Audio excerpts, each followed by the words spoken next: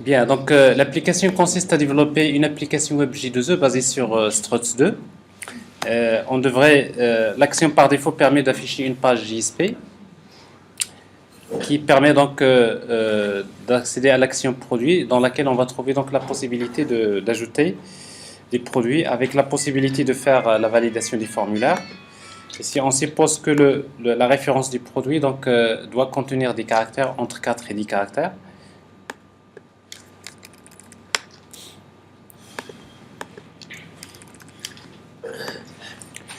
avec la possibilité d'éditer dans la même vue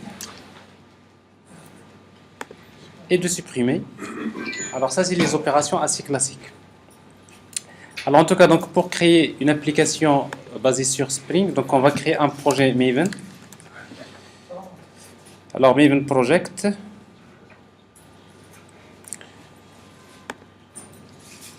Alors ici, donc, on va choisir donc, un modèle de projet basé sur Struts Archetype. Alors comme je disais tout à l'heure, donc en principe, par défaut, vous avez la possibilité d'accéder à un ensemble de modèles de projet, mais pas forcément vous ne trouverez pas le modèle Struts. Donc c'est la raison pour laquelle on aura besoin dans la configuration de Maven Archetype d'ajouter un remote catalogue pour lequel vous spécifiez donc l'adresse du catalogue, notamment struts apache.org archetype catalogue.xml.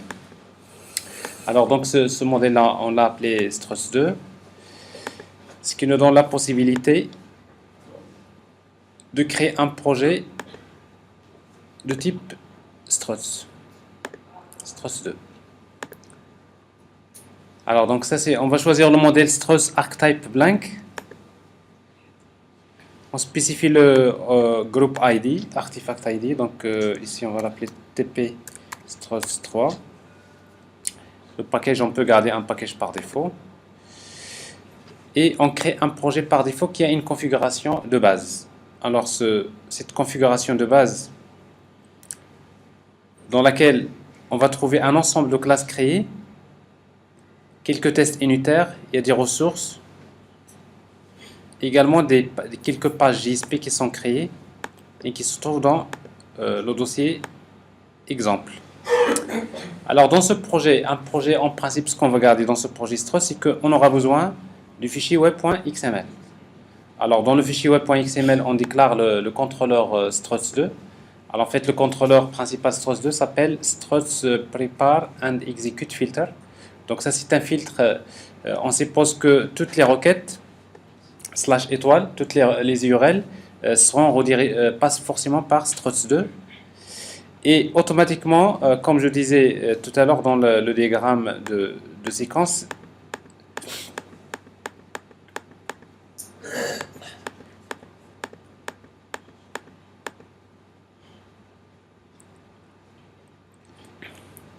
alors quand Tomcat démarre et lit le fichier web.xml, après, par la suite, donc automatiquement Tomcat il va instancier donc le filtre dispatcher filter de struts. Lui-même il va chercher le fichier struts.xml. Donc le fichier de configuration du contrôleur struts s'appelle struts.xml. Alors on va l'utiliser. Alors le fichier struts.xml il contient une configuration par défaut. Cette configuration par défaut, donc si on exécute l'application sur le serveur, il nous permet tout simplement d'afficher une page simple.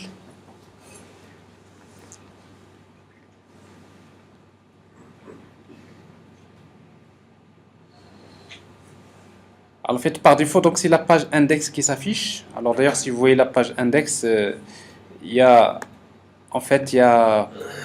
un refresh à faire après une durée pour faire appel à une action qui s'appelle Hello World Action qui est déjà créée. Alors en tout cas, donc cette page, ce qui est généré donc ne nous intéresse pas pour le moment. Alors c'est la raison pour laquelle on va essayer donc de supprimer. Alors ce que je vous ai recommandé tout à l'heure, c'est de supprimer les éléments qui sont générés, dont on n'a pas besoin. Alors on va supprimer donc dans les classes générer les classes d'action.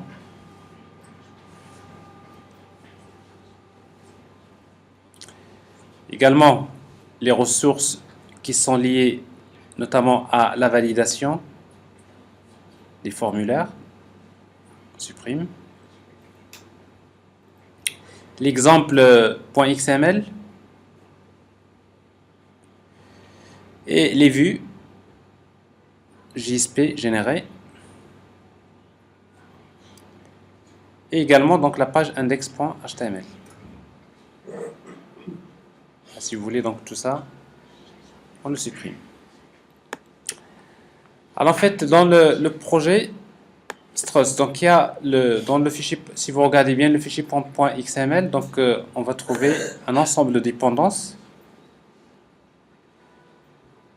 Alors il y a struts core, struts config browser plugin, struts JUnit plugin, command login, log4j, JUnit, servlet API et JSP. Alors donc ça c'est globalement on va dire c'est les dépendances par défaut qui sont déclarées dans dans .xml. Alors nous, qu'est-ce qu'on va faire? On va créer une simple application. Il y a un test unitaire que je n'ai pas supprimé qui est encore référencé ici, donc on le supprime.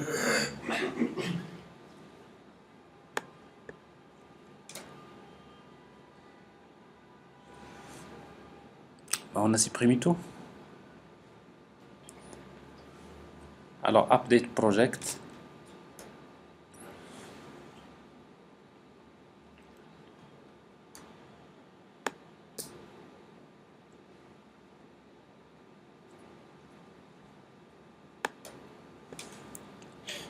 Alors, le fichier struts.xml, donc on revient à la base. Alors, ce fichier struts.xml, alors c'est le fichier de configuration par défaut. Alors, dans struts.xml, on déclare les packages. Alors, le package, on va l'appeler default, c'est le package par défaut. Le namespace racine. Et généralement, les namespaces héritent de la configuration par défaut qui s'appelle struts default. Alors en fait, struts default, c'est une configuration dans laquelle on trouve un ensemble d'intercepteurs qui sont déjà pré-configurés. Sinon, dans un namespace, plutôt dans un package, on spécifie les actions. Alors quelles sont les actions? Il y a index, par exemple. Alors ici, donc, un exemple d'action qui permet de renvoyer directement vers une page JSP. Donc en utilisant result, directement un dossier vue, index.jsp. Alors ça veut dire que quand je tape /index, automatiquement il devrait me renvoyer directement. C'est Dispatcher qui va le faire, c'est-à-dire c'est le contrôleur qui va renvoyer directement le rendu de la vue index.jsp. Nous avons donc à créer le dossier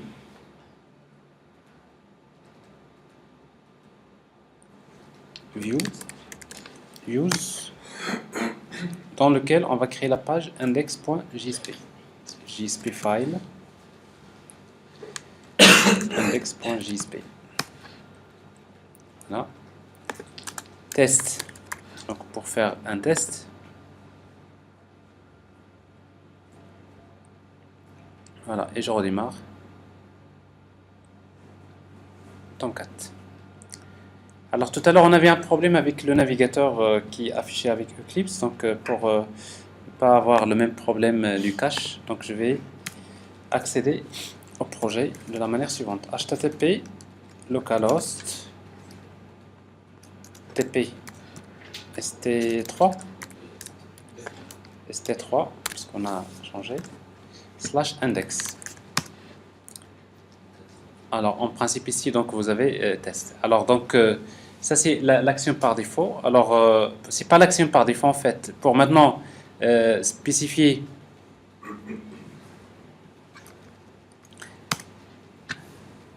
alors vous voyez donc par défaut il n'y a pas d'action par défaut. Donc si pour configurer l'action par défaut on va utiliser l'élément default action ref. C'est index. Alors ça veut dire que ici, donc, je suppose que index, ça représente l'action par défaut. Et dans ce cas-là, alors bien sûr, une fois que je change quand je change config.xml, restart c'est pas obligatoire, il le fait automatiquement, sinon vous utilisez.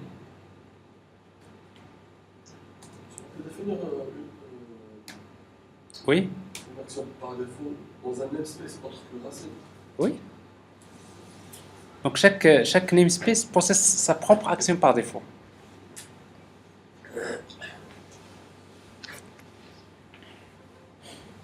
Alors il n'a pas rechargé le contexte. Alors ici donc je vais faire un restart.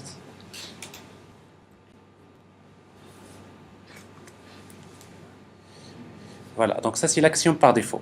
Alors maintenant, l'application qu'on va faire donc, permet de gérer un catalogue de produits. Alors on va tout d'abord créer, on va dire, les deux couches DAO et métier assez rapidement. Alors on va supposer que nous créons une application qui permet de gérer des produits. On va créer la classe produit. Le package org.sid.entities. Donc ça c'est les entités qu'on va utiliser. Alors dans notre cas, on va gérer des produits, donc c'est une entité qui est sérialisable. Alors dans un premier temps, on ne va pas utiliser donc GPA, on ne va pas faire le mapping objet relationnel, il n'y a pas de base de données. Donc nous supposons que un produit est défini par sa référence,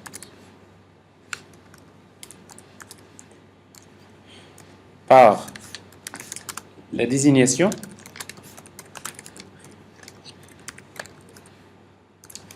par le prix qui est de type DABL, par la quantité, int, et par promo, un type booléen, promotion, qui est de type booléen.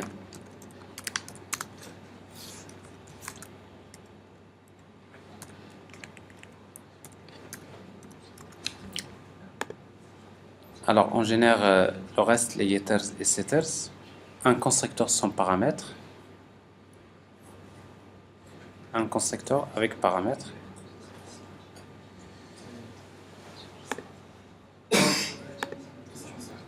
Alors ensuite, on va créer une interface DAO. Une interface e-catalogue DAO.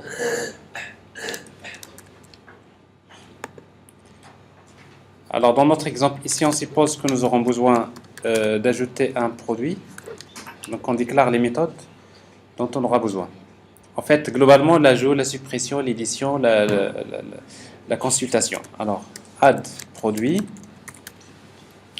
Donc je vais ajouter un produit P.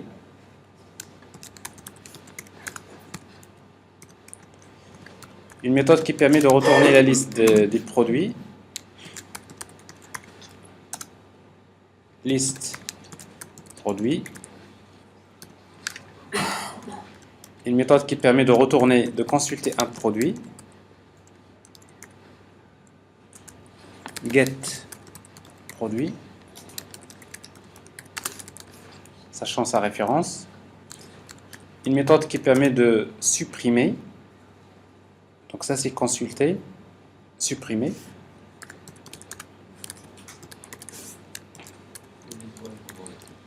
Void. Alors supprimer produit, delete produit avec sa référence. Et après l'autre c'est update. Update produit.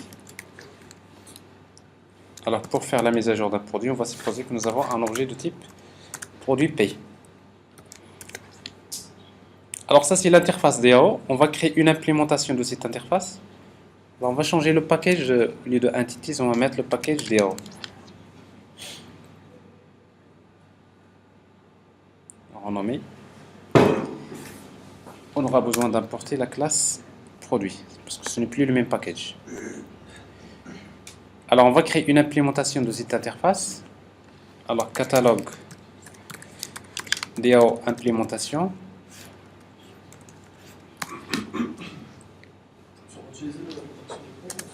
Comment? Dans un premier temps, on ne va pas l'utiliser, on va utiliser une solution qui est relativement plus simple, un singleton qu'on va créer, et après, on verra comment gérer l'injection avec Spring. Donc, l'interface est catalogue DAO. On redéfinit méthode. Alors ici, donc, pour faire plus simple, on va supposer que les produits sont stockés dans une collection de type map. Alors, la clé, ça représente la référence, et la valeur, ça représente le produit. Alors, produit égale new hmap. Alors, on va loguer des informations avec log4j. Donc, on va déclarer logger 4j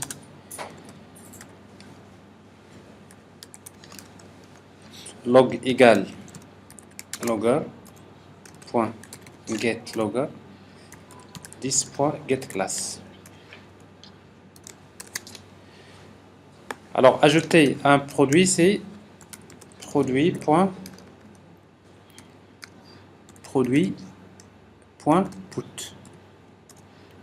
Alors, la clé, c'est quoi? C'est p.getRéférence.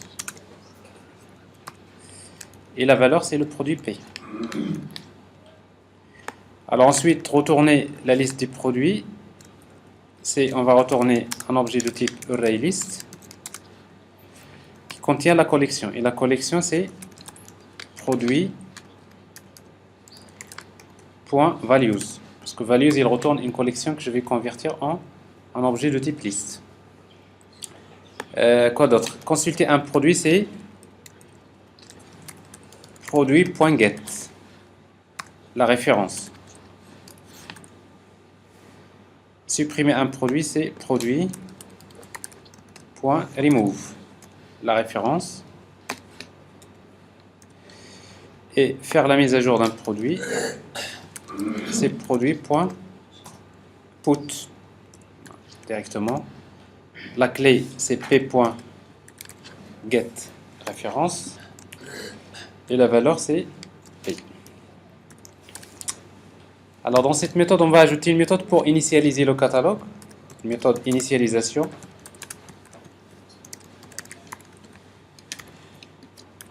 Alors, dans cette méthode-là, on va ajouter quelques produits. Exemple, ajouter un produit. On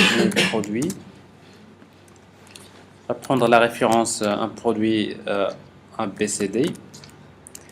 La désignation, le prix, la quantité, promo. Alors, je vais ajouter 3 produits.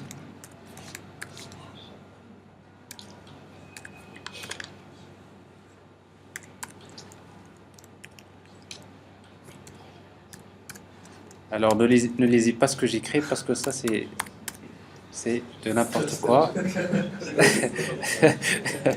C'est du hasard. Voilà. Des valeurs quelconques.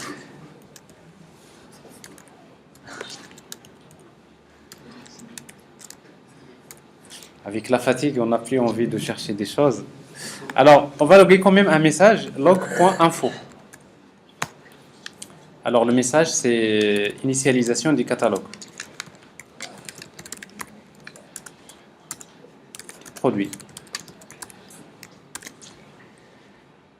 Alors, ça, c'est l'implémentation DAO. Alors, pour la couche service, parce qu'après, par la suite, on va préparer ça pour une utilisation complète pour tout à l'heure. Donc, on va créer la couche métier. Donc, c'est la même chose, une interface qu'on va appeler e-catalogue service. Donc, ça, c'est le package service au métier. Alors, on va supposer que dans la couche service, on aura besoin d'implémenter les mêmes opérations que nous avons définies dans la couche DAO. Et après, on va créer une implémentation de la couche service. Alors, qu'on va appeler catalogue service implémentation. catalogue service implémentation dans laquelle on va implémenter l'interface e-catalogue service. On redéfinit les méthodes et après on fait l'association. Donc la couche service dépend de la couche DAO. E-catalogue DAO. On va faire l'injection via les sets. Donc on va générer 7 DAO. Et du coup, donc, ajouter un produit dans la couche service consiste à faire appel à la couche DAO et à appeler la méthode addProduit. Ici, donc, on va retourner DAO.listProduit. Là, on va retourner DAO.getProduit. Et là, on va faire appel à DAO.deleteProduit et DAO.updateProduit. Voilà, on va dire une implémentation en 15 minutes, donc pour déjà voir, plutôt ici on ne va pas travailler avec une base de données, mais on va quand même utiliser cette implémentation pour tester donc la partie, la couche web qui nous intéresse, à savoir comment travailler avec Struts. Alors sauf qu'on aura besoin, on ne va pas également faire l'injection des dépendances via Spring, parce que ça on va le faire par la suite, et dans ce cas-là, qu'est-ce qu'on va faire? On peut penser à une solution très simple, c'est de créer un singleton. On va créer une classe que je vais appeler singleton service.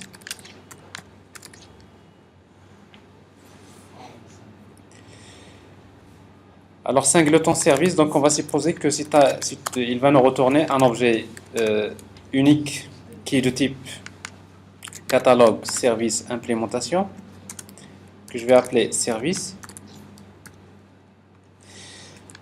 Alors cet objet-là, il va être créé au moment du chargement de la classe en mémoire.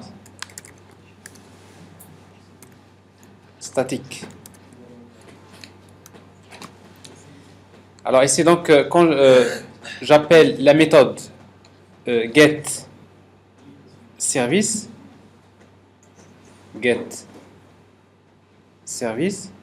il va retourner un objet service. Alors cet objet service, pour le retourner, on doit créer tout d'abord un objet DAO, catalogue DAO implémentation.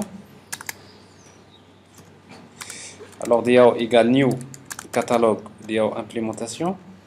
On crée un objet plutôt service qui est déclaré égale new service implémentation.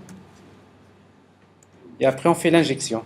C'est-à-dire l'injection c'est service.setDAO. Alors ça normalement en principe c'est Spring qui va le faire après, n'est-ce pas? Alors sauf qu'ici, quand j'appelle la méthode getService, il va me retourner un objet unique qui est créé une seule fois, qui est le service. Donc ça c'est une solution, on va dire, qui est honorable, mais c'est pas forcément la meilleure solution. Mais ça peut toujours, il peut être utilisé dans le cas où, si vous voulez pas utiliser par exemple Spring Framework pour faire l'injection. Alors sauf que quand on va créer l'objet DAO, on va quand même appeler la méthode initialisation. Voilà. Alors ça c'est fait.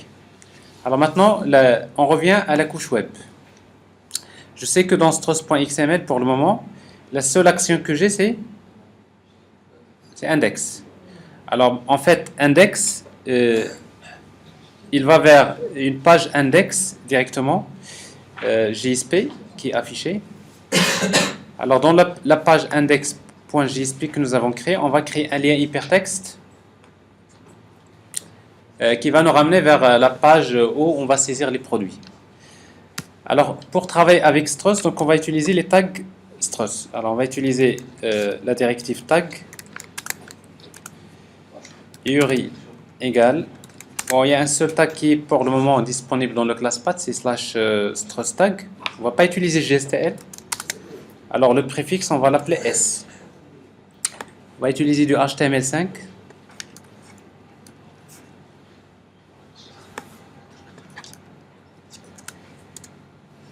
Alors on va utiliser meta char7 c'est UTF8.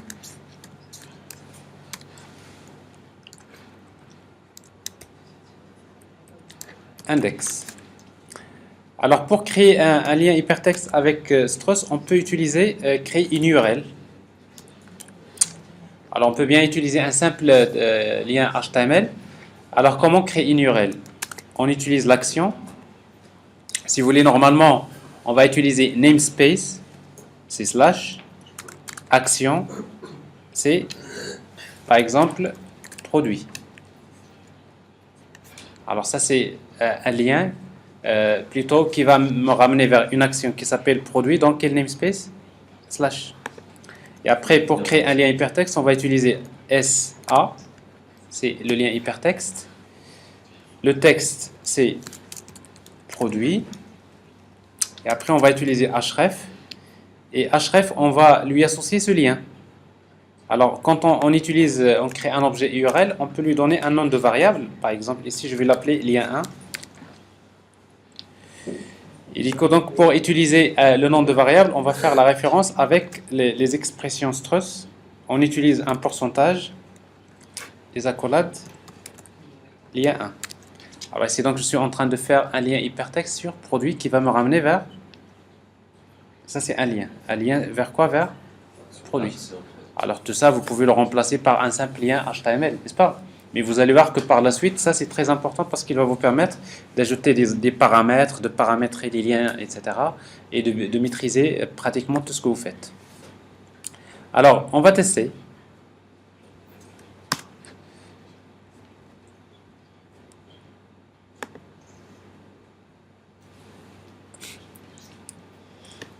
Alors, a priori, j'ai le texte lien 1 et il y a quelque chose qui cloche, n'est-ce pas?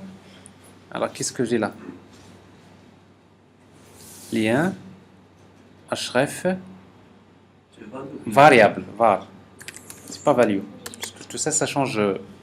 C'est une variable. Donc, je crée une variable qui s'appelle lien 1, auquel je vais associer plutôt un lien que je vais utiliser. Voilà. Alors ici donc j'ai une action, donc ça c'est un lien hypertexte qui va me ramener vers l'action produit. Alors maintenant, on revient vers struts.xml, on va créer une autre action. Alors l'action s'appelle produit. Alors cette action produit, qu'est-ce qu'il va faire? Cette fois-ci, on ne va pas aller directement vers la page JSP, mais on va exécuter une action qui va nous ramener la liste des produits qu'on va afficher. Alors c'est pour cela on va utiliser donc la classe. Je vais créer une classe dans le package org.sid.web. Ça c'est la classe model action de struts que je vais appeler produit action. Quelle est la méthode que je vais exécuter? La méthode, je vais l'appeler par exemple index. Alors, la méthode index s'exécute s'il retourne un résultat. J'attends qu'il retourne un résultat success. Alors, s'il retourne le résultat success, donc je vais me rediriger vers la page JSP qui devrait se trouver dans le dossier views. La page, on va l'appeler produit.jsp. Alors maintenant, il faut créer la classe. Voilà, produit action.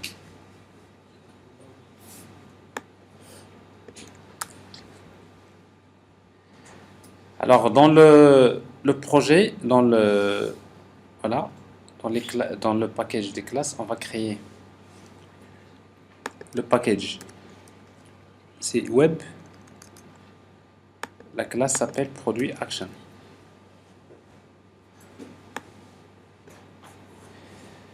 Alors en fait, donc dans struts, donc le modèle action, c'est une classe généralement qui hérite de la classe action support. Alors, vous voyez donc action support de struts. Et en principe, on va trouver des méthodes comme la méthode execute, mais dans notre cas, on aura besoin d'avoir une méthode qui s'appelle index. En fait, c'est la méthode index qui va s'exécuter. Alors, la méthode index, il retourne une chaîne de caractères. On va l'appeler index. Et dans notre cas, il va retourner tout simplement success. Return. Alors success comme chaîne de caractères, ou bien vous faites appel à une constante qui s'appelle success, que vous avez hérité de action support. Alors s'il y a des actions par défaut qui sont finies. Alors en principe, qu'est-ce qui va se passer ici dans ce scénario-là? Quand je vais appeler produit, la méthode index de la classe produit action va s'exécuter. Cette méthode va retourner success. Quand il retourne success, je vais vers produit.jsp. Alors maintenant, produit.jsp, elle est là. On va la créer. Il devrait se trouver dans le dossier views, jsp file, produit.jsp. Alors la même chose, produit.jsp, comme je disais, on peut prendre le contenu de la page précédente. Alors dans produit.jsp, on va définir un formulaire qu'on va afficher par la suite. Alors maintenant, le formulaire qu'on va, pour créer un formulaire dans... Alors ça c'est les produits. Pour créer un formulaire, on utilise le tag sForm. L'action. Quand je valide le formulaire, je fais appel à l'action save. La méthode post. Alors dans le formulaire, donc je vais créer les champs. Alors S text field. Alors un champ possède un label. Alors ici donc pour nous c'est la référence. Et après name. Alors on va l'appeler référence. Référence. Et on va faire la même chose pour les autres. Je crée un champ dans le label c'est désignation. Désignation. Un champ pour le prix. Prix. La quantité.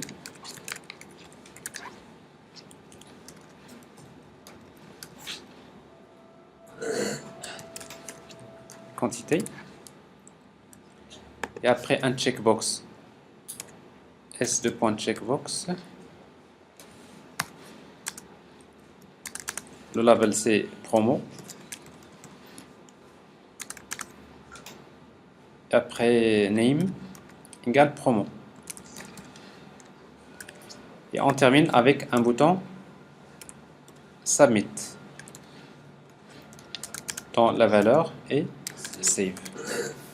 Alors ça c'est les contrôles qui seront affichés par la suite, mais pour le moment ils ne sont pas associés à des variables dans le modèle. Alors autrement dit, maintenant si je suis dans cette logique, alors bien sûr ça ne marche pas parce que il faudrait recharger le contexte.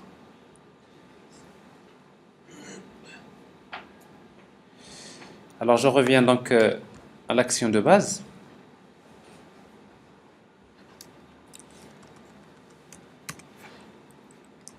Produit. Alors ici donc il y a cet enchaînement qui se fait comme ça. Alors sauf que maintenant pour les données qu'on va saisir là, où est-ce qu'ils seront stockés? Ben, ils doivent être stockés dans le modèle action. Alors maintenant c'est pour cela que dans le modèle action on devrait déclarer les attributs. Alors maintenant il y a deux solutions. Soit vous déclarez un attribut désignation, vous déclarez le prix, vous déclarez les variables promo, vous déclarez la variable quantité, ou tout simplement vous déclarez un objet de type produit. Alors on va déclarer un objet de type produit. Produit. Sauf qu'il faudrait l'instancier. Alors maintenant, si vous avez déclaré le produit P, on revient à la page display. Maintenant, il ne faut plus mettre ici référence, mais on va écrire ces produits. Alors, je vais empêcher Tomcat à redémarrer à chaque fois.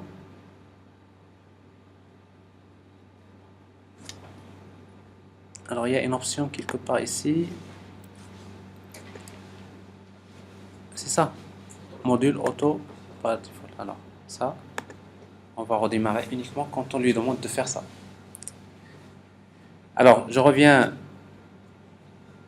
à la vue JSP.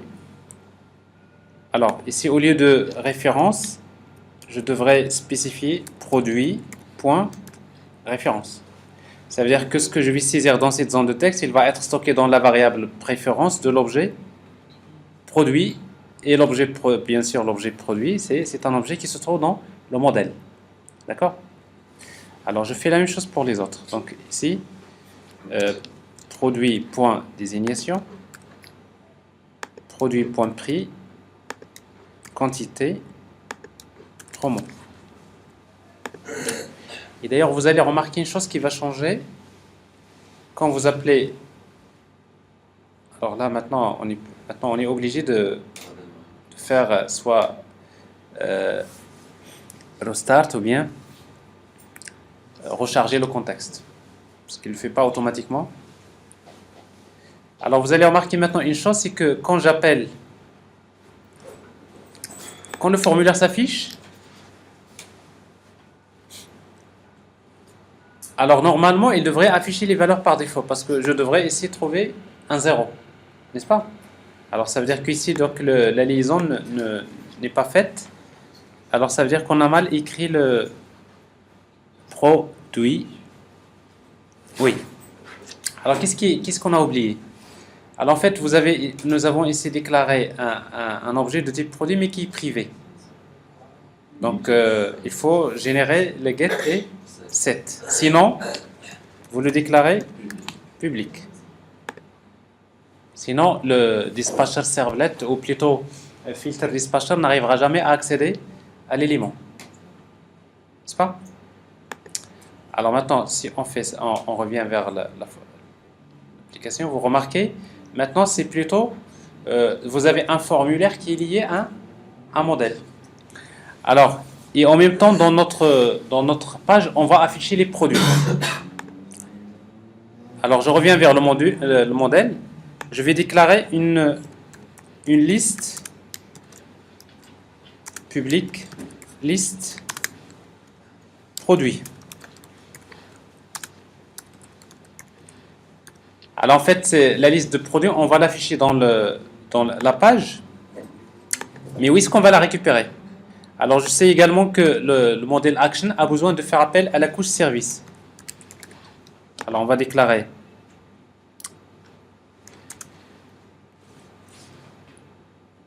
alors private. Alors la couche service, elle est liée directement à l'interface e-catalogue service. Alors, mais maintenant, pour récupérer l'objet service, on devrait faire appel au singleton que nous avons créé tout à l'heure. En fait, le singleton égale singleton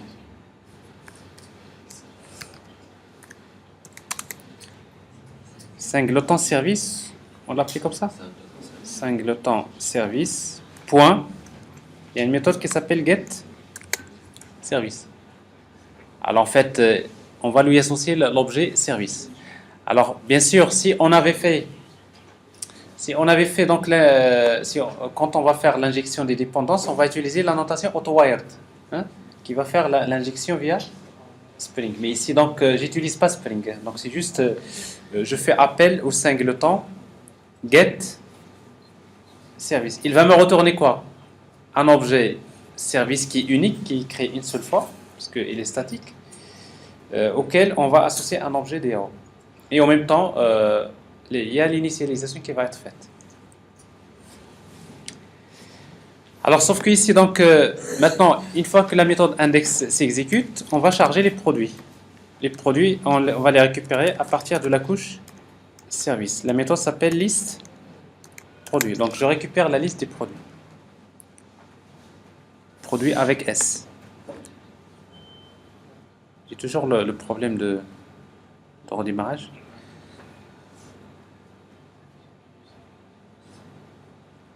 C'est bon? Alors si on revient à la page JSP, donc je vais afficher Alors je vais séparer quand même ça sous forme de div. Il y a un div dans lequel il y a la partie formulaire. Il y a un div dans lequel je vais afficher la liste des produits. Alors pour afficher les produits, donc on va utiliser donc un table.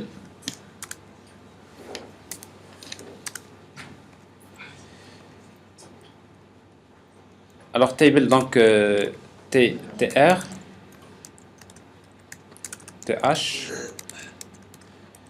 On va afficher donc la référence, la désignation,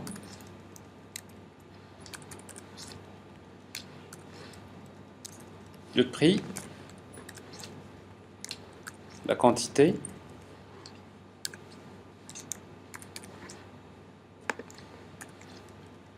promo. Alors maintenant on a besoin de faire une boucle. Alors c'est pour faire une boucle, on va utiliser l'action struct iterator. Donc l'action permet de créer une itération en spécifiant à partir de quelle collection. Value, la collection s'appelle produit. Donc directement j'accède au modèle, je récupère la liste des produits et pour chaque produit je vais créer des lignes. Et chaque ligne il y a des TD. Et j'affiche. Pour afficher la valeur d'une propriété, on va utiliser sProperty. Alors la propriété, la valeur, c'est référence. Alors ici donc automatiquement il va récupérer la collection, il récupère un objet. Et cet objet là donc il a des attributs. Donc je récupère directement la valeur de l'attribut référence. Je fais la même chose pour les autres.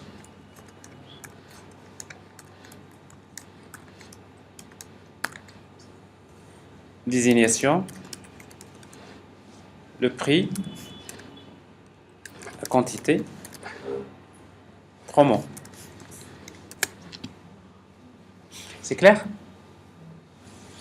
Donc ça c'est toujours le tag de struct. Alors on peut vérifier pour voir que ça va donner quoi. Alors déjà donc au démarrage donc j'affiche la liste des produits qui sont déjà chargés. J'ai 3 produits qui sont initialisés par défaut. Alors avant d'avancer, on va créer rapidement une feuille de style à ça pour nous donner pour vous donner un peu d'envie de continuer, n'est-ce pas? Alors une feuille de style CSS, on va la déclarer ici donc avec link. Style sheet, le type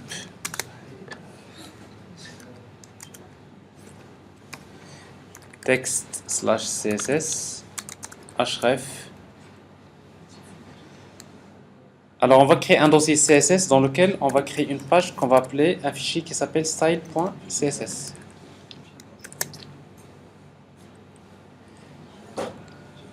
Voilà. Alors dans notre cas, dans nos dossiers web app, on va créer un dossier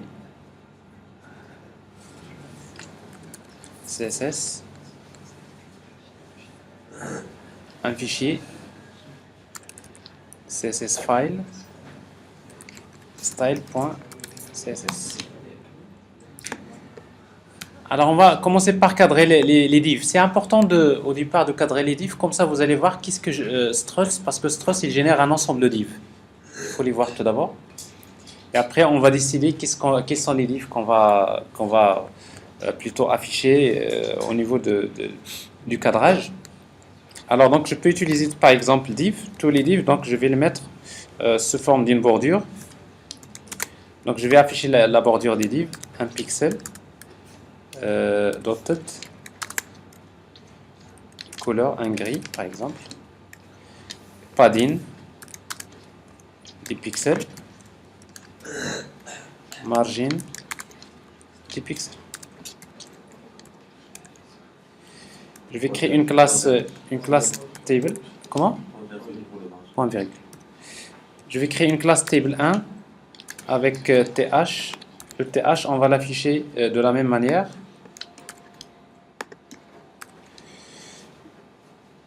un padding de 5 pixels avec un background, par exemple un marron,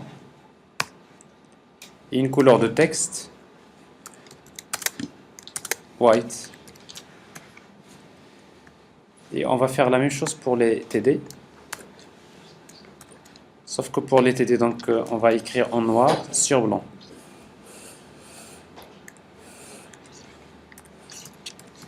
White. Alors pour que ça marche, donc j'ai besoin. Il y a quelque chose. Oui, TD, tout à fait. TD. Ah, alors ça prouve que vous êtes encore en vie.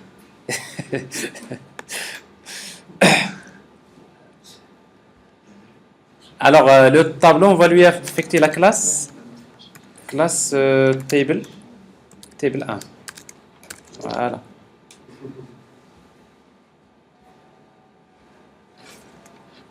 Voilà, on a quelque chose, n'est-ce pas? Alors, donc, vous voyez donc qu'il y a des livres, mais vous voyez déjà, ça c'est important, vous voyez que le bouton, lui-même, il se trouve à l'intérieur d'un div. Enfin, d'un div, parce qu'après le tableau, je ne l'ai pas affiché, mais il y a un table. Vous remarquez que les champs sont formatés, mais tout ça, si vous regardez le code source, vous faites inspecter, vous trouvez bien dans form, il a bien généré un table. Et dans table, vous avez des TR, il y a des TD pour le label, et après pour générer un champ de texte. C'est bon? Alors maintenant, quand on va cliquer sur le bouton Save, on va à nouveau vers l'action Save. Alors maintenant, on va programmer l'action Save. Comment on va la programmer? À nouveau, on va revenir vers struts.xml. On va ajouter l'action. Alors maintenant, a priori, donc, vous avez des actions qui vont se ressembler. Alors l'action maintenant Save, on appelle toujours la même classe d'action, sauf que la méthode qu'on va exécuter, on va l'appeler Save. Alors si le retour en success, on revient vers la même page JSP.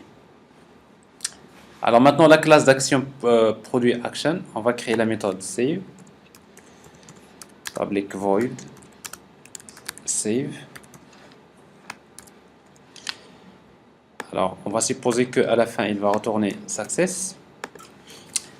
Alors déjà les données sont stockées dans le produit, on aura besoin de faire tout simplement à la classe. Alors c'est pas void. Alors toutes les méthodes retournent des strings. On va appeler la classe service, la couche service, et on appelle la méthode add produit.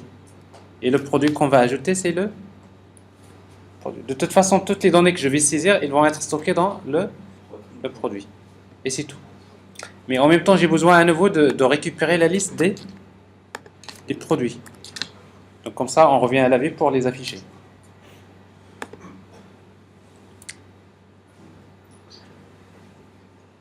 Action.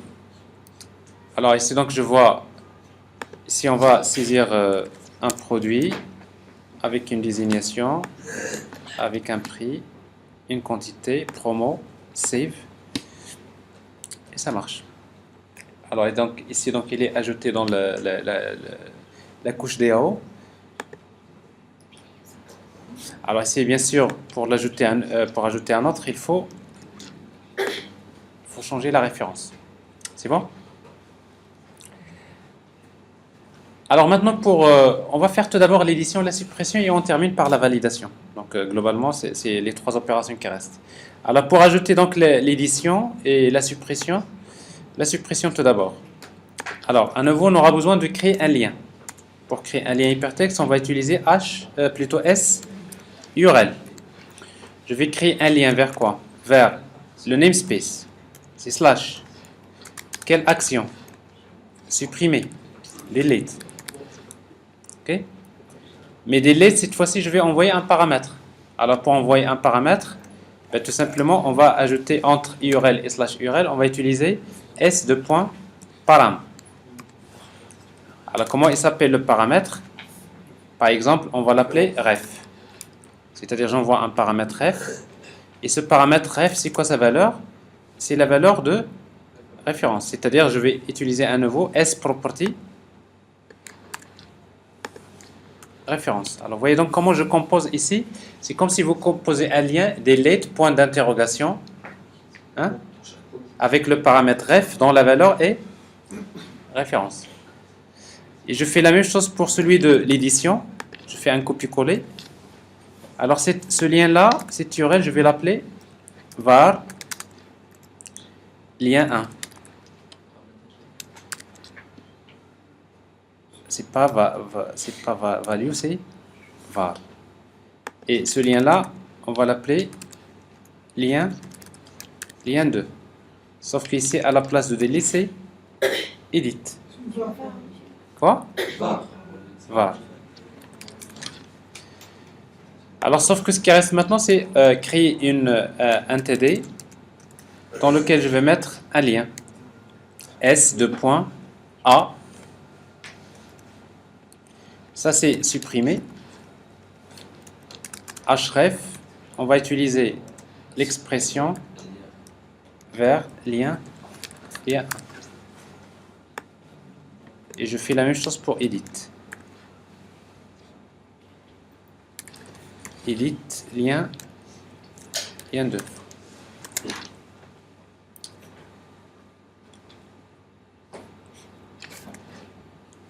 Alors ici donc j'ai les liens edit supprimés. Alors comme vous voyez ici, donc quand je clique, donc vous voyez bien delete action ref égale. D'accord? Alors maintenant ça veut dire que dans l'action j'ai besoin de déclarer une variable qui s'appelle ref, qui permet de recevoir cette valeur. Alors la classe d'action, c'est ce que je vais faire. Donc je déclare une variable, une propriété string ref. Et ici donc l'action delete. Alors maintenant à nouveau, donc je reviens vers struts. J'ai besoin de déclarer une nouvelle action. Delete. Je vais appeler une méthode que je vais appeler delete. Je reviens à la même vue. L'action delete. Alors, tout ça, c'est maintenant, ça devient des. Si vous avez compris l'enchaînement, après, tout va vite par la suite. Alors ici, donc, c'est delete. Alors pour supprimer, on va directement faire appel à la couche service point delete la référence, parce que j'ai la référence ici. Et après, en même temps, je charge les éléments. Et par l'occasion, edit. De la même manière, donc, je vais créer edit.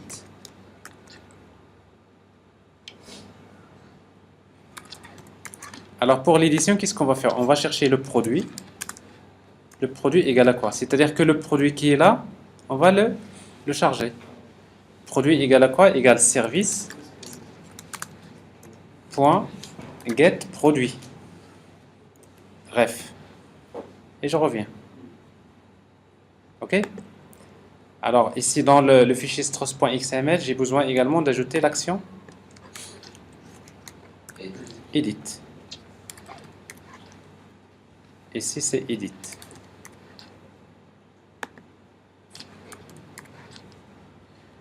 Voilà. Alors, on revient vers... alors, en principe, s'il a déjà redémarré. Attends, j'attends. Voilà. Alors, suppression, c'est fait. Édition, c'est fait. Alors, sauf que le problème maintenant, si je clique une deuxième fois, je vais vers Save. N'est-ce pas?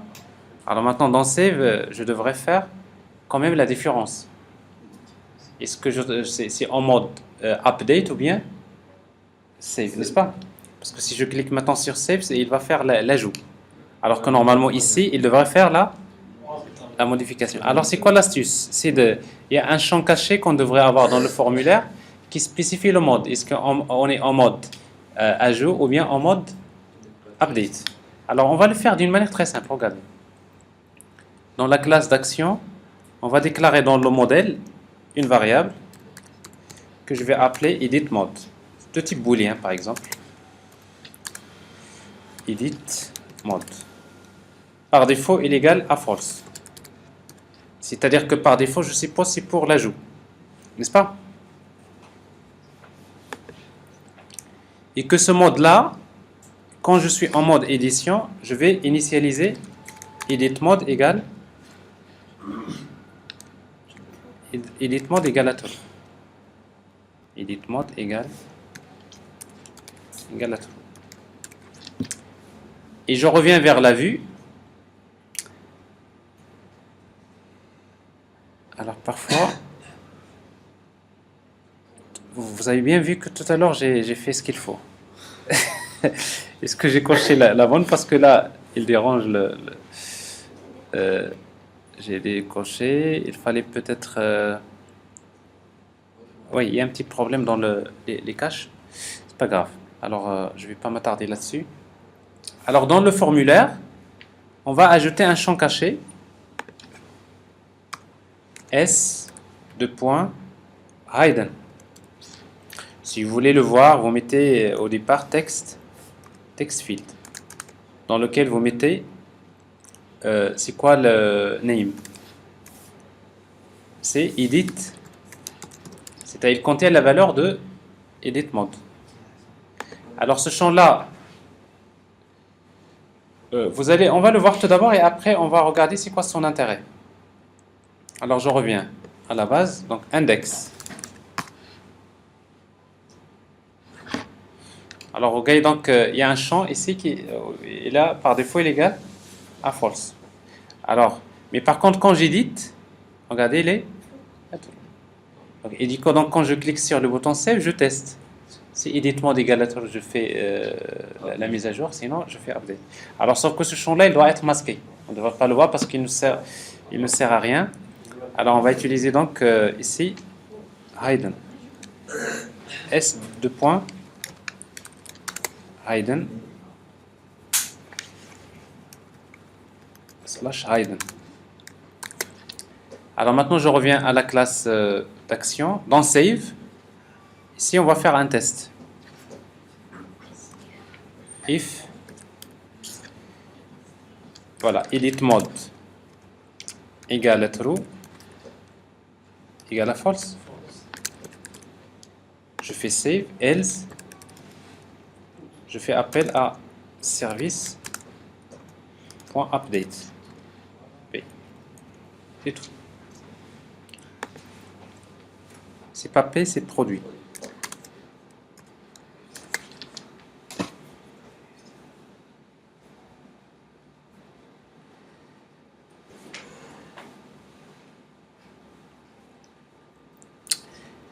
Alors on est donc en mode voilà, en mode édition.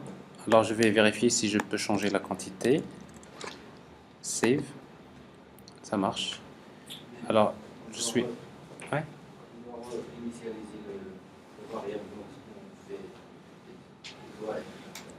Alors maintenant, une fois qu'on maintenant justement, si vous voulez revenir en mode une fois qu'on sauvegarde, effectivement, une fois que je fais update, je reviens en mode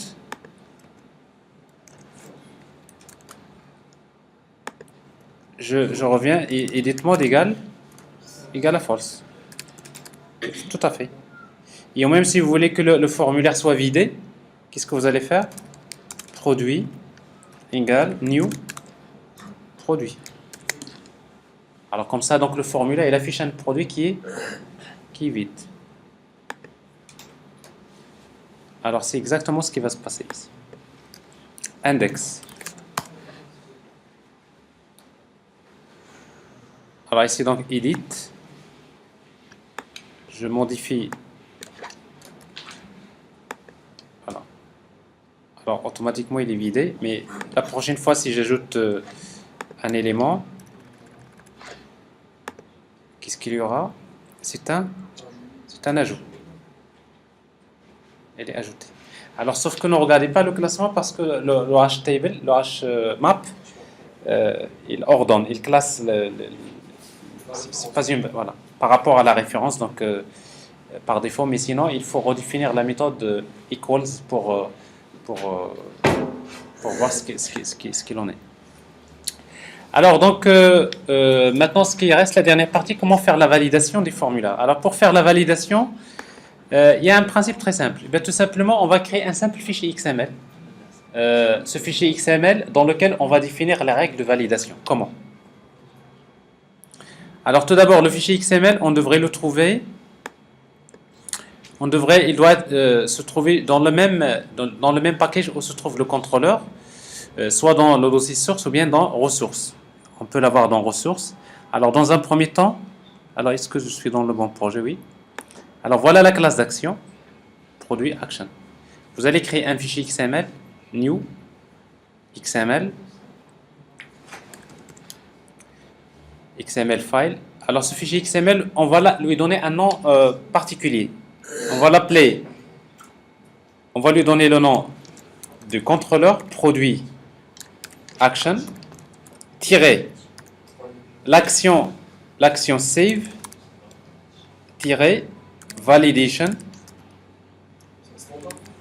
oui, .xml. Alors ça veut dire quoi?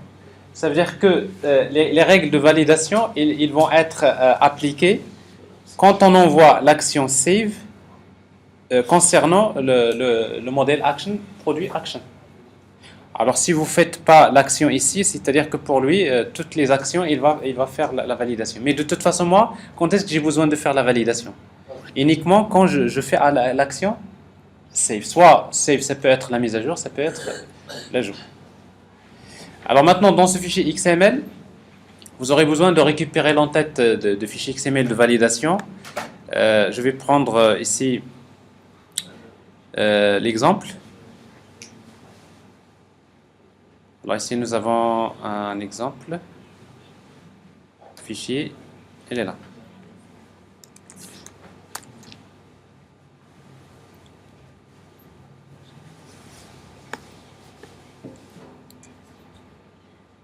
Alors qu'est-ce qu'on va mettre là? Alors c'est très simple. Regardez. Vous avez un fichier comme ça, les validators. Alors vous spécifiez maintenant qu'est-ce que vous voulez valider. Ça c'est intéressant. C'est-à-dire vous allez déclarer field. Je veux valider le champ référence. Donc je vais écrire ces produits.référence. Pourquoi? Parce que quand vous envoyez une requête HTTP, vous envoyez un champ qui s'appelle produit.référence. Alors il décode donc le contrôleur struts. À chaque fois qu'il reçoit une requête HTTP dans laquelle il y a produit référence, il doit vérifier le validator. Field validator.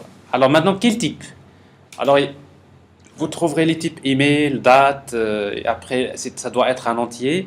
Alors ici donc, si vous voulez dire par exemple s'il est obligatoire, on va utiliser le type required.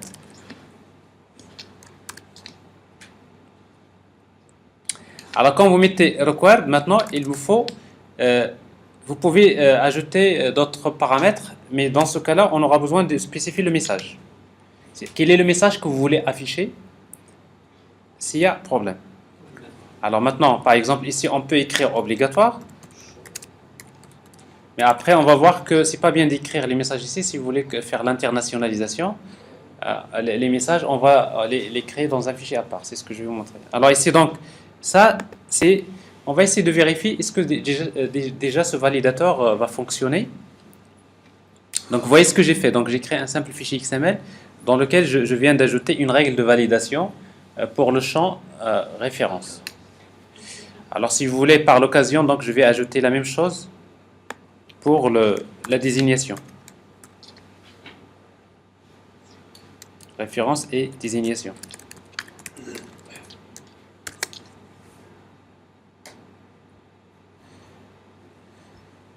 Voilà, alors je dois m'assurer que il va relire tous ces fichiers XML.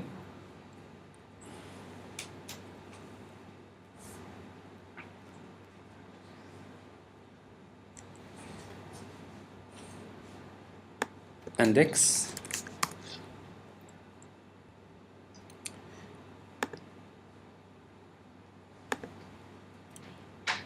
Ça marche pas. Pourquoi? Alors ça c'est très important. Vous allez voir qu'il y a une exception qui devrait être générée. Alors si l'exception n'est pas générée, ça veut dire que c'est pas normal.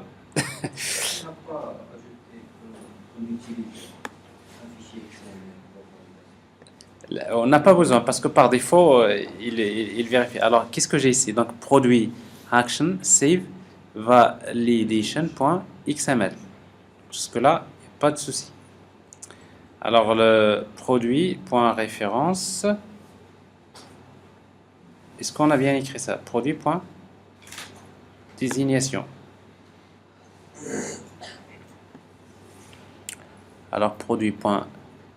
En fait, j'ai écrit required, mais je crois que c'est pas ça. On devrait. Oui, required.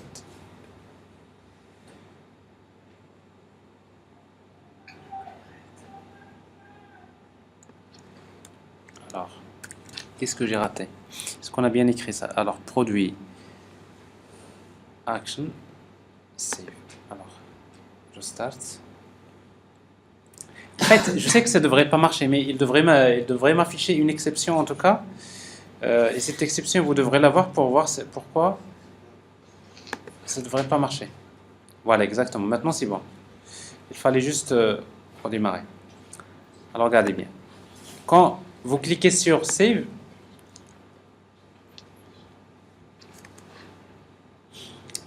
vous avez un message d'erreur. No result defined for action input. Alors maintenant, qu'est-ce qui se passe dans la validation? Quand vous faites... Voilà. Alors maintenant, quand vous faites la validation, qu'est-ce qui se passe? C'est que, est-ce que vous vous rappelez, on avait parlé des intercepteurs. Ça, c'est très important maintenant de revenir sur l'architecture de Strauss. Ça. Vous avez saisi des données. Il passe par dispatcher filter, n'est-ce pas? Lui, automatiquement, il fait appel à un intercepteur qui fait de la validation. Alors, cet intercepteur-là, qu'est-ce qu'il va lire le fichier XML, il va vérifier est-ce que les données sont correctes. Mais si les données sont correctes, c'est à ce moment-là qu'il va faire appel à la classe d'action. Mais s'ils ne sont pas corrects, il va retourner une chaîne de caractères à dispatcher. Mais qu'est-ce qu'il retourne? Il retourne input, par définition. Il retourne une chaîne de caractères input. Et du coup, dispatcher filter a besoin de savoir pour le résultat input, quelle est la vue qu'il doit afficher. Alors, ce qui fait que nous, dans le fichier struss.xml, exactement, c'est pour cela qu'il vous dit il n'y a pas de résultat associé à input. Alors, c'est pour cela que dans struss.xml, j'y arriverai. Maintenant, dans save, ici. Alors, en fait, dans save, il y a deux résultats. Il y a success, mais vous allez ajouter name input. Alors, quand il y a la validation, ce type-là, il doit être déclaré. Sinon, quand il y aura la validation, il ne saura pas qu'est-ce qu'il doit faire. Donc, pour input, on va revenir à la même vue, tout simplement. Voilà ce qui manquait. C'est bon? Alors, on va essayer donc de tester.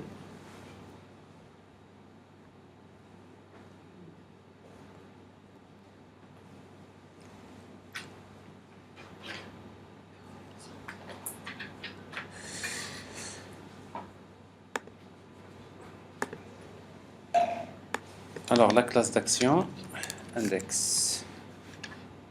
Alors, ça, c'est par défaut. Alors, save. Et ben voilà. J'ajoute des champs qui sont vides. Alors, il y a quelque chose qui cloche parce que quand je valide avec la main, obligatoire, ça veut dire que la validation fonctionne. Alors, est-ce que le champ...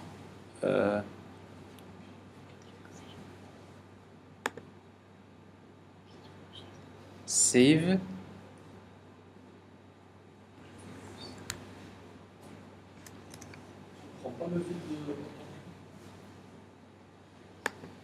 Non, en tout cas, alors ici vous avez. Non mais c'est ce que je fais. Là, si je fais entrée, c'est la même chose. C'est save, n'est-ce pas? Alors normalement, ça devrait avoir le même effet. Mais il y a quelque chose qui n'est pas normal.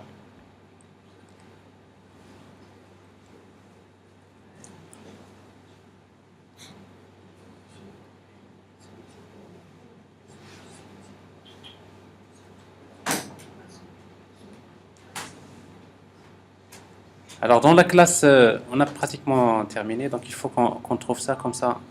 Alors ici, dans le save, il y a edit mode, if edit mode égale à false. Alors de toute façon, l'action save.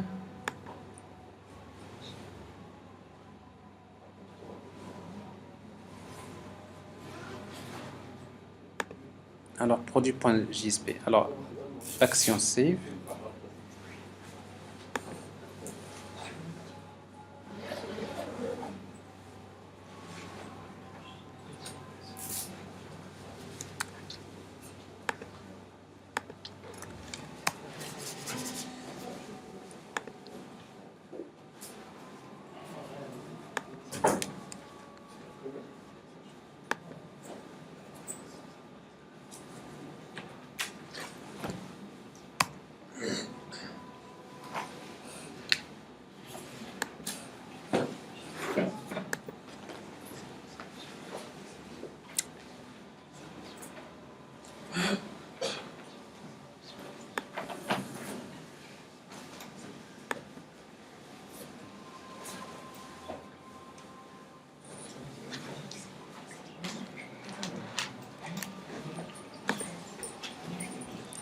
Alors, qu'est-ce qui se passe? Alors, forme.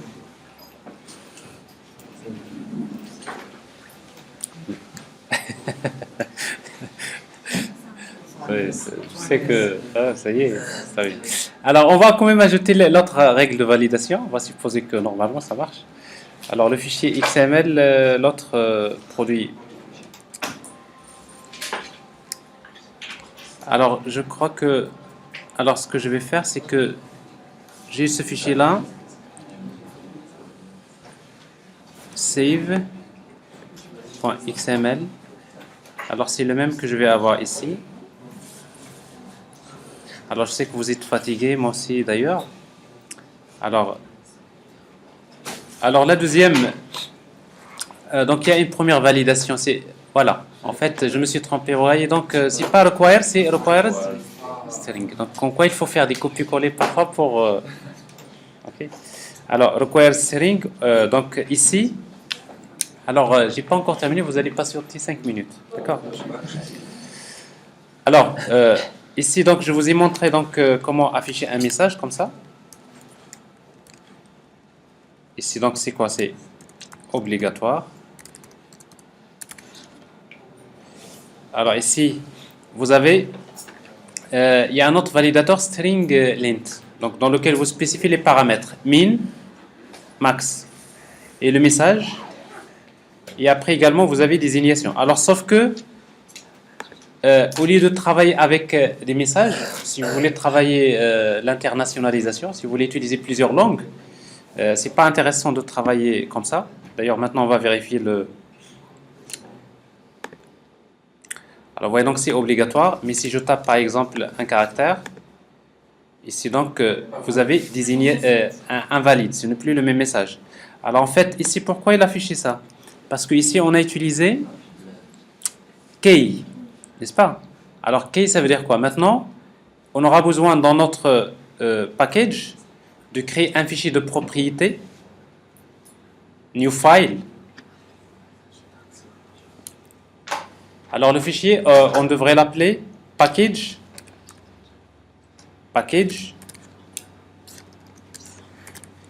point properties.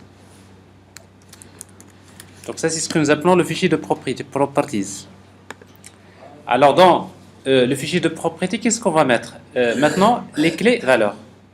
Alors par exemple ici, donc si je reviens à mon fichier de validation, j'ai ici, donc je vais mettre, maintenant je change. Au lieu de obligatoire, je vais mettre la key égale. Par exemple ici, produit, référence,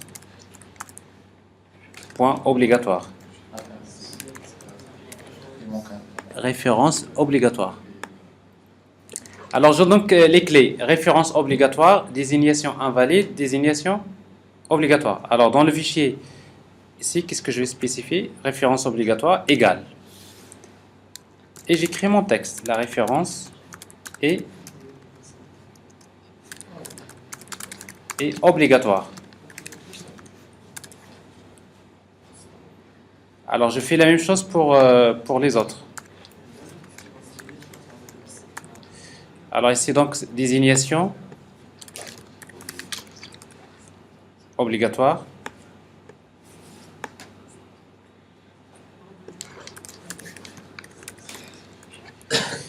Et également vous avez référence invalide.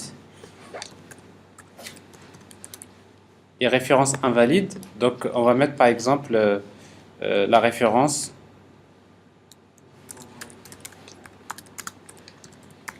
doit contenir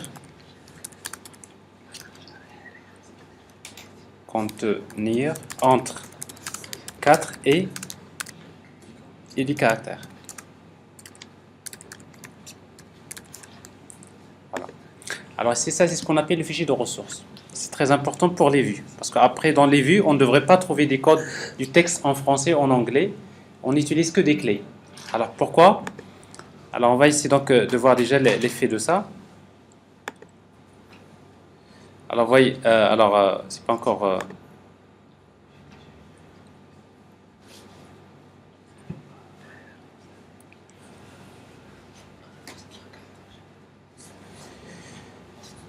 Je start.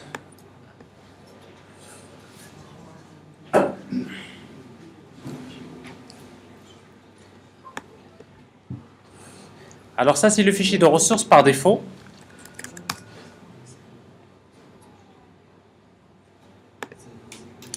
Alors vous voyez donc la référence elle est obligatoire, la désignation obligatoire. Alors invalide, c'est mal écrit. Désignation invalide. Alors ici c'est pas référence qui est invalide, c'est. Alors normalement il y a un petit souci. Alors ça c'est pas désignation, c'est référence. D'accord? Alors maintenant référence. Tout à fait. Alors maintenant, si on crée ce fichier-là, propriété, on va créer un deuxième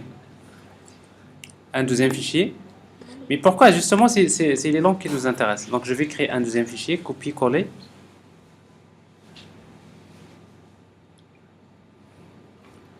Alors comment on va l'appeler? On va l'appeler package underscore en. Alors en c'est le code de la langue. en.properties. Ici donc vous dites voilà. Ici référence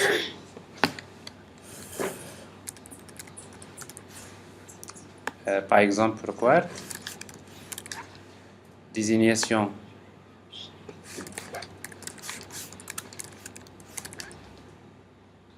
etc. must etc. must contain between 4 and 10 chars. C'est pas le moment d'écrire tout ça. Alors, vous voyez donc l'intérêt, c'est justement, c'est pour l'internationalisation, c'est qu'il y a un client qui utilise le code de la langue française, il y a un autre qui utilise le français. Alors, automatiquement, c'est lui qui va se charger d'associer les ressorts. Donc, ça, c'est l'aspect internationalisation. Alors, si vous voulez bien sûr le vérifier, il va falloir changer le code de la langue du navigateur. Alors, la référence, elle est obligatoire. Alors, changer la langue du navigateur, donc je vous laisserai le faire vous-même, c'est pas un problème. Et après, vous testez. Alors, même ça, adref, regardez, on fait de l'internationalisation, mais ici, désignation, c'est du français, n'est-ce pas? Alors maintenant, même, par exemple, ici, vous pouvez ajouter, par exemple, désignation, point, label, par exemple. Alors ça, on est en français ou en anglais? Donc ça, c'est par défaut. Ça, c'est l'anglais. Alors, je vais créer des ressources, par exemple, désignation point label égale désignation. Alors, comme ça, je reviens vers la page JSP. Ici, au lieu d'utiliser label,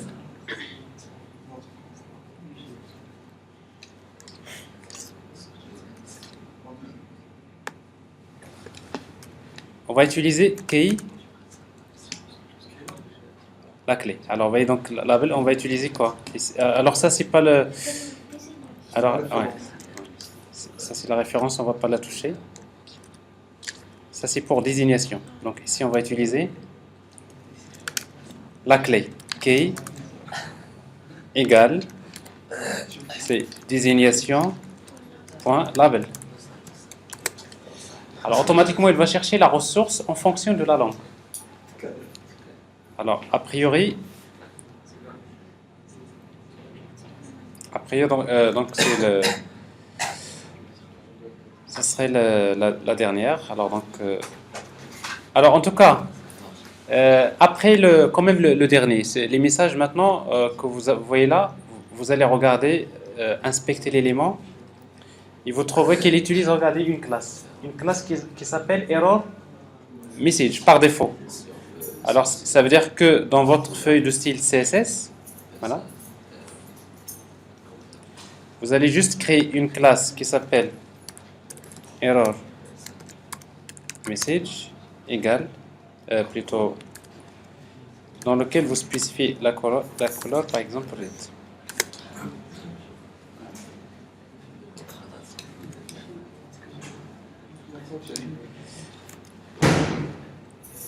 Voilà. Alors ça c'est globalement les opérations à faire. Alors on a terminé. Édition, sauvegarde, suppression, ainsi de suite. Alors il reste un certain nombre de choses dont j'ai... Alors dans l'exemple qu'on avait traité la dernière fois, donc on va le rappeler. Run en serveur.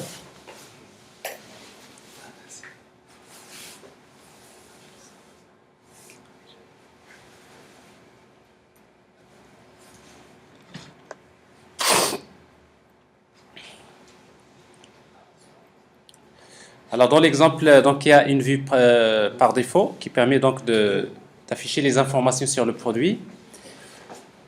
Donc avec les possibilités donc d'ajouter, de supprimer, également la possibilité de faire la validation des formulaires. Donc ça c'est ce que nous avons montré. Et après, toutes les opérations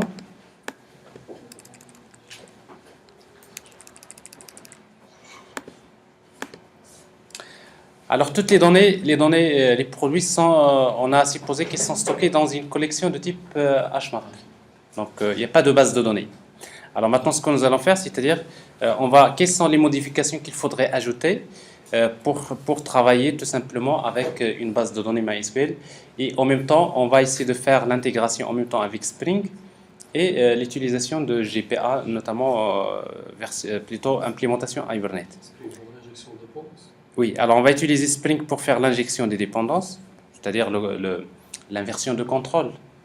Spring, il est là parce que nous avons dit de toute façon dans J2E, il y a deux solutions, soit EJB, soit Spring. Alors après, ici donc, nous allons utiliser donc Spring pour s'occuper de tout ce qui est l'inversion de contrôle.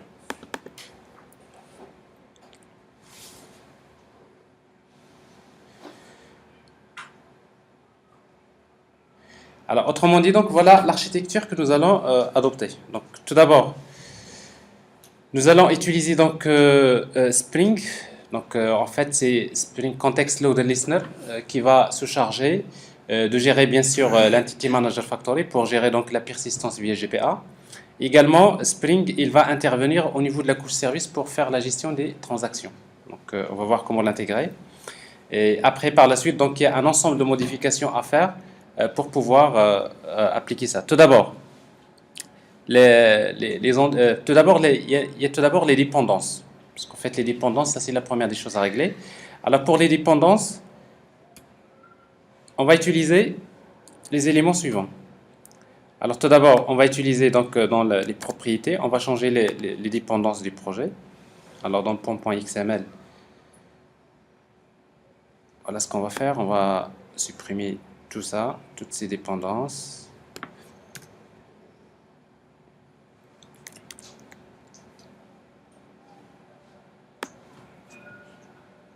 Là.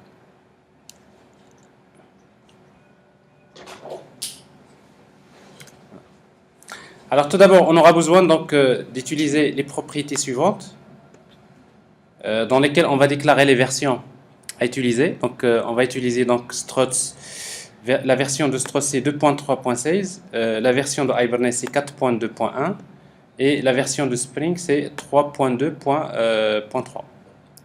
Et après, les dépendances qu'on va utiliser sont les suivantes.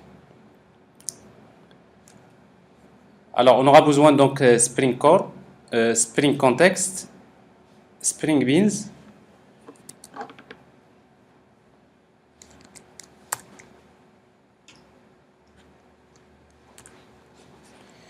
Ensuite,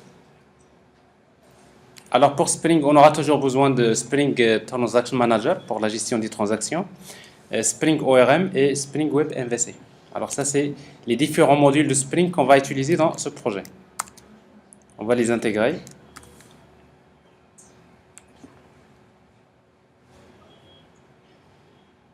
Alors ensuite, on aura besoin donc de Hibernate Entity Manager et du connecteur MySQL. Alors voilà les dépendances encore ajoutées.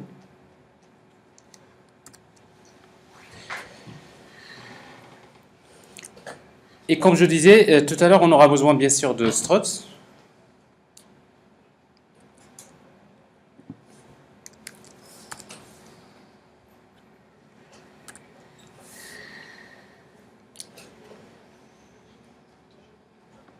Et on va utiliser donc, comme je disais, donc Struts Spring Plugin. Alors en fait, Struts Spring Plugin, c'est un plugin qui permet de faire l'intégration de Struts, plutôt Spring avec Struts. Sauf que je disais tout à l'heure que la dépendance Struts Spring Plugin, automatiquement, il y a une dépendance transitive qui dépend du framework Spring. Notamment, il va automatiquement importer les modules Spring Beans, Spring Context, Spring Core et Spring Web, mais sauf que avec une version 3.0 qui va être utilisée. Or, ces dépendances-là, on les a déjà déclarées dans le fichier pom.xml. Alors, quel est le moyen qui va nous permettre d'éviter donc les conflits? C'est de faire les exclusions. Autrement dit, donc, je vais déclarer. Alors, pour vous montrer ce problème-là, voilà ce que je vais faire. Déjà, avant d'inclure, alors regardez bien. Donc, avant d'inclure cette dépendance, on va regarder. Alors déjà, j'ai ici un petit problème. Et des classes. Oui.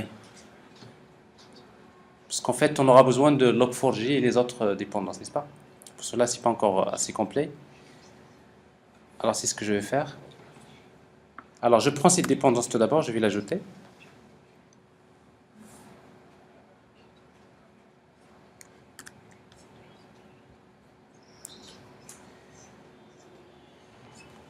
Et quoi d'autre? Voilà. Et les autres dépendances, log4j, JUnit, Servlet, JSP API. Alors, je les prends et je les ajoute. Alors voilà donc les dépendances qu'il faudrait intégrer en principe. À un moment donné, vous aurez besoin d'avoir un exemple de fichier pom.xml modèle, donc que vous allez utiliser à chaque fois qu'il s'agit d'un tel type de projet. Donc je vais vous montrer tout à l'heure un exemple de modèle sur lequel vous pouvez vous baser. Alors je reviens à l'exemple.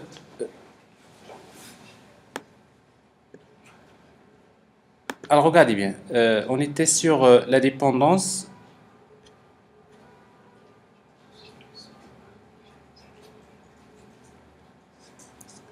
Alors je vais formater tout ça.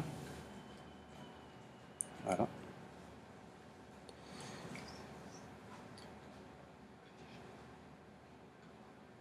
Voilà. Alors Struts Spring Plugin, je vais supprimer ces exclusions. Alors juste pour vous montrer ce problème. Exclusion. Donc c'est-à-dire que logiquement, vous avez inclus donc la dépendance Struts de Spring Plugin, vous enregistrez. Et après, on va regarder donc les dépendances Maven.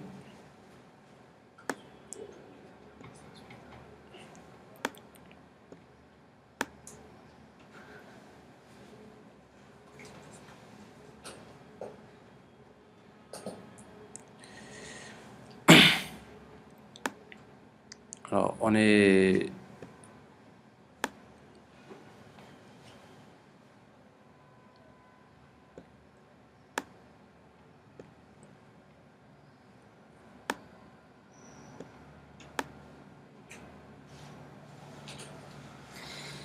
Le Strauss 2 plugin API.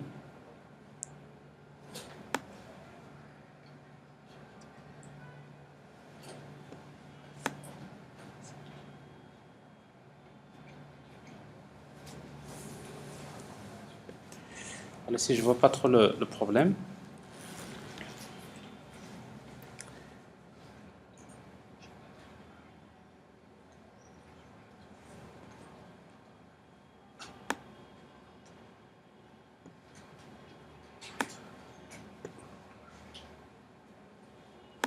Alors, je supprime la dépendance. Enregistrer. Qu'elle est supprimée. Alors, je l'ajoute. Alors, je supprime les exclusions.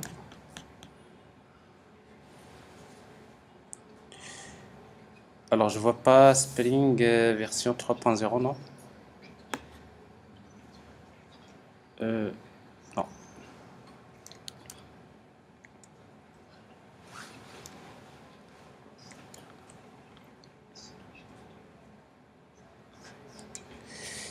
Bon, alors, en fait, on va le laisser comme ça. Et après, donc, on va voir, parce qu'en fait, les conflits apparaissent au moment de... c'est-à-dire quand on va exécuter le projet, on peut voir que parfois ces problèmes de conflit pourraient empêcher le projet de s'exécuter. On va le tester tout à l'heure. Conflit de version. Oui, conflit de version. Alors, quand vous avez dans dans le même projet, vous avez deux versions d'un fichier .jar, là, ça poserait un problème au moment de l'exécution. Alors, une fois que nous avons donc changé les dépendances, qu'est-ce qu'il faut faire maintenant? On va faire quelques modifications. Alors, quelles sont les modifications à faire? La première, c'est au niveau tout d'abord des entités. Alors, pour l'entité, donc, on aura besoin juste d'ajouter la notation entité et la notation ID. Ça, c'est la première modification. Fichier de persistance. Et après, on aura besoin de créer le fichier persistance.xml, effectivement. C'est ce qu'on va faire. Alors, le fichier persistence.xml, donc on va le retrouver dans les ressources. On va créer un dossier qu'on va appeler meta-inf et dans lequel on va créer le fichier persistence.xml, new XML,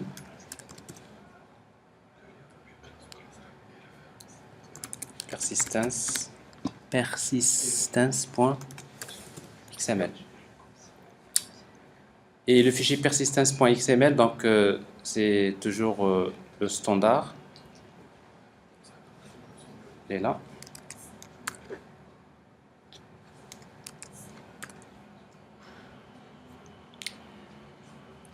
Alors dans persistence.xml, donc il y a le provider, donc c'est Hibernate. Et on déclare quelques propriétés comme Hibernate plutôt dialect. Ici on va utiliser MySQL dialect. Pour demander à Hibernate de générer la base de données, donc je vous rappelle qu'on va utiliser la propriété Hibernate HBMDDL.auto, on va utiliser update. Et après on va demander également d'afficher les requêtes SQL au moment de l'exécution avec la propriété show SQL. Alors après, on va créer une implémentation DAO. On a déjà créé l'interface IDEO. On a créé déjà une implémentation DAO dans laquelle on a supposé que les produits se trouvent dans une collection de type map. Maintenant, on va créer une deuxième implémentation de cette interface dans laquelle on va utiliser GPA. Alors, on va l'appeler catalogue DAO implémentation GPA, catalogue DAO GPA implémentation. Alors, dans cette implémentation, on va implémenter l'interface iCatalog DAO. On implémente les méthodes. Oui, exactement. On va utiliser Entity Manager.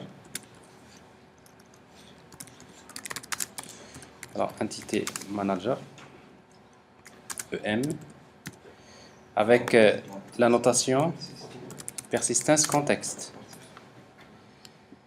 Et après, on gère bien sûr les persistances. Alors, pour enregistrer le produit, c'est la méthode persiste, P.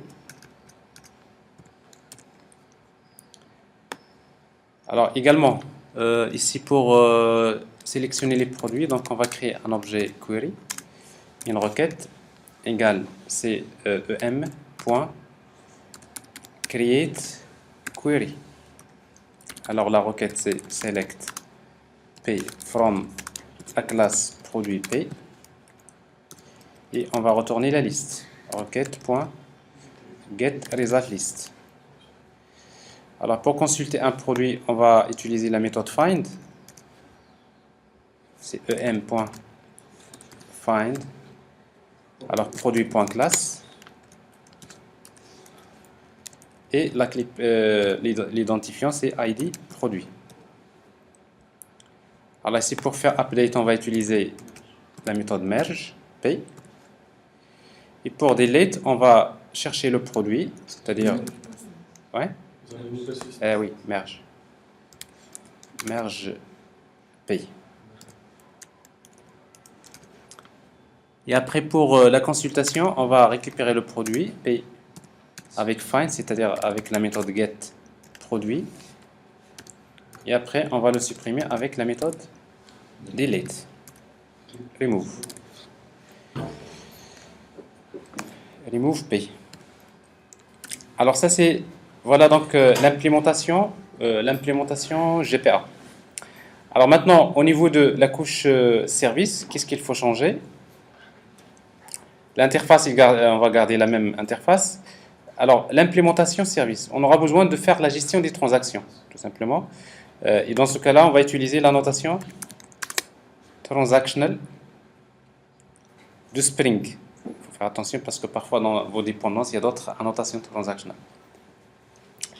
Alors bien sûr, la notation transactionnelle placée dans la classe, ça signifie que toutes les méthodes sont transactionnelles et après c'est Spring qui va gérer donc les transactions au niveau de chaque méthode. Donc ça c'est le cas le plus simple, mais souvent vous aurez besoin de déclarer les méthodes, la notation transactionnelle, c'est-à-dire les méthodes qui sont transactionnelles et uniquement pour les méthodes qui sont transactionnelles. Alors, on n'a rien oublié? C'est bon. Alors maintenant, au niveau de la couche web, tout d'abord, on aura besoin au niveau de la classe d'action, produit action. Alors la dernière fois, donc on a utilisé, on a déclaré bien sûr le e-catalogue service. Alors en fait, e-catalogue service, on avait utilisé un singleton pour récupérer donc l'implémentation de service. Alors cette fois-ci, on va plus utiliser cette opération. Donc en principe, on n'aura plus besoin de faire cette opération. Mais pour faire l'injection des dépendances, on va utiliser la notation AutoWired. Donc pour demander à Spring de chercher bien sûr l'objet service et de l'injecter bien sûr dans cette variable service. Voilà. Alors maintenant, il faut le fichier XML. Mais avant le fichier XML, on aura besoin de déclarer dans le fichier web.xml. Alors, donc voilà rapidement ce que nous avons fait. On a changé on a modifié les dépendances. On a utilisé les annotations GPA, l'implémentation GPA. Pour la couche service, donc on a ajouté donc la notation transactional. Et après, pour l'injection des dépendances, donc on aura besoin de créer le fichier voilà, root.xml ou on va l'appeler applicationcontext.xml. Monsieur, dans l'implémentation du service, il ne faut pas mettre la notation service. Alors en fait, la notation service, comme je disais, il n'est pas obligatoire. Il est souhaitable, juste il serait obligatoire si vous utilisez la notation AutoWired. C'est-à-dire au niveau de l'implémentation service. Parce que dans la couche service, vous avez ici un attribut de type DAO. Alors, si vous voulez faire l'injection via annotation AutoWord, il est obligatoire d'utiliser la notation service. Parce qu'en fait, la notation AutoWord, il ne peut fonctionner que s'il s'agit d'un composant Spring. Mais ici, donc, on va utiliser l'injection via les sets. Donc, c'est pas obligatoire. Mais généralement, c'est toujours souhaitable pour dire que ça, c'est la notation repository, c'est pour la couche DAO, la notation service pour la couche service et la notation notamment component pour les autres couches.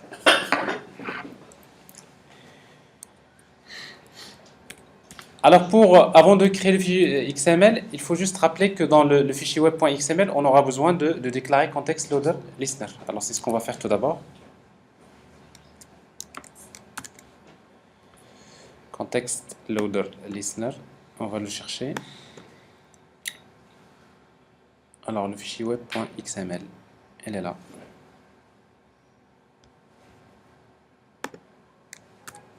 Voilà. Alors, on suppose que en fait, context loader listener, il va chercher le fichier application context.xml qu'on va créer maintenant. Ça sera le dernier fichier qu'on va créer. Alors, dans les ressources, new XML. Alors, on peut utiliser donc Spring Bean configuration file qu'on va appeler application context.xml.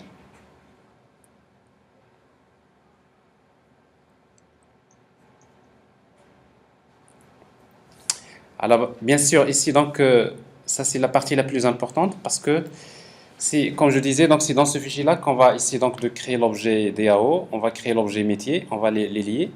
On crée l'objet Entity Manager, Transaction Manager, Entity Manager Factory, Persistence Unit Manager et le Data Source. Alors, tout ça, il doit être configuré par Spring. Alors, en principe, c'est une opération que nous avons déjà faite. On va prendre les éléments suivants.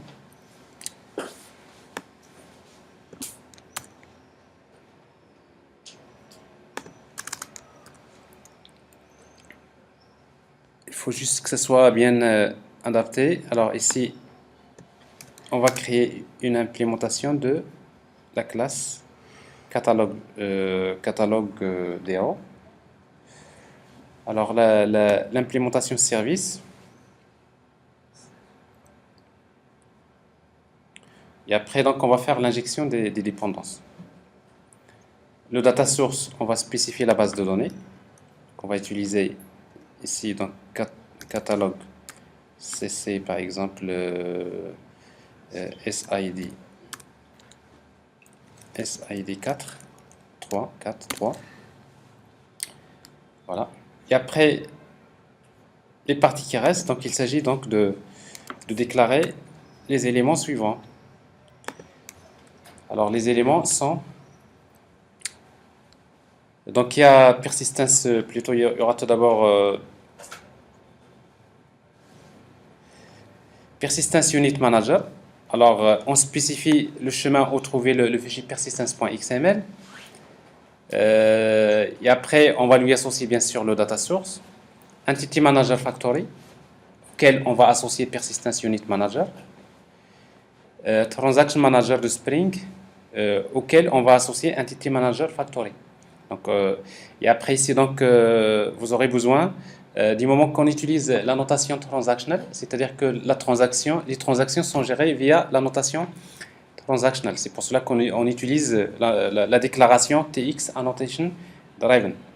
Alors, sauf que le namespace, il faut l'ajouter. Alors, dans les namespace, donc, vous ajoutez TX et également contexte.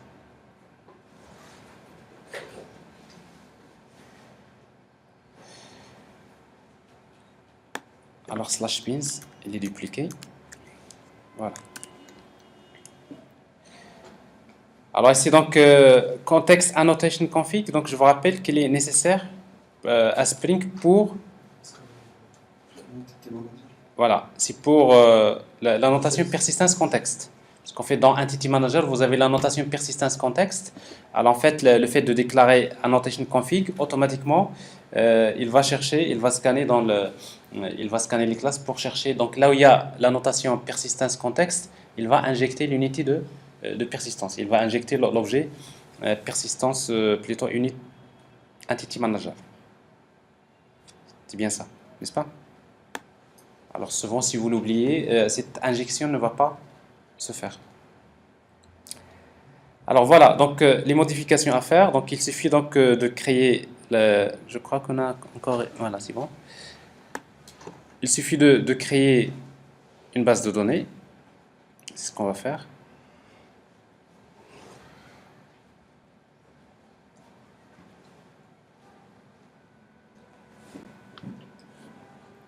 Alors localhost.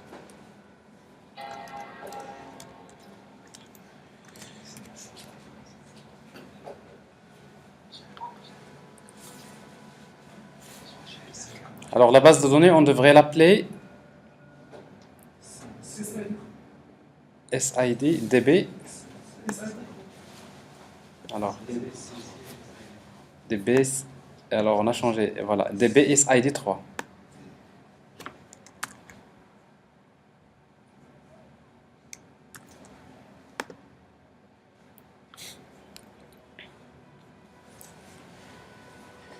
Et on redémarre donc le serveur. Restart.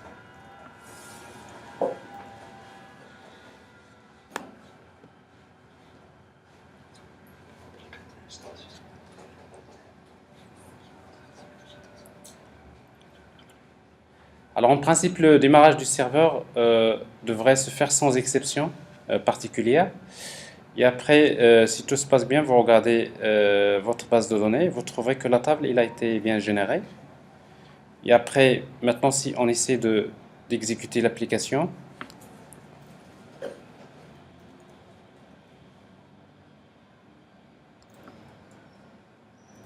run on server.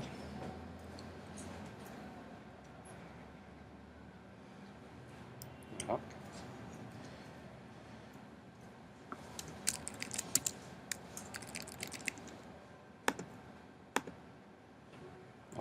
Alors, on est cette fois-ci dans la base de données.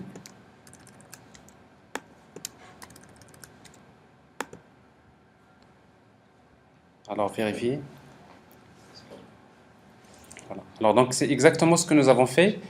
Au début, donc, on a supposé que nous avons utilisé une collection de type HMAP. Et après, maintenant, on a montré comment faire l'intégration de struts avec Spring et GPA. Et le monteur, réellement, c'est qui va créer le contexte de l'application? C'est Spring.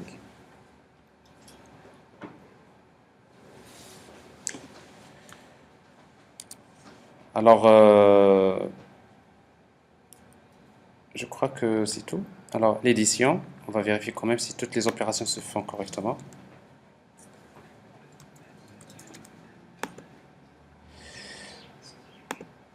La suppression, donc c'est bon. Alors après, donc bien sûr, tout ce qui concerne la partie struts qu'on avait fait, on n'avait pas touché. C'est-à-dire que la validation et tout ce qui concerne les actions, c'est déjà fait.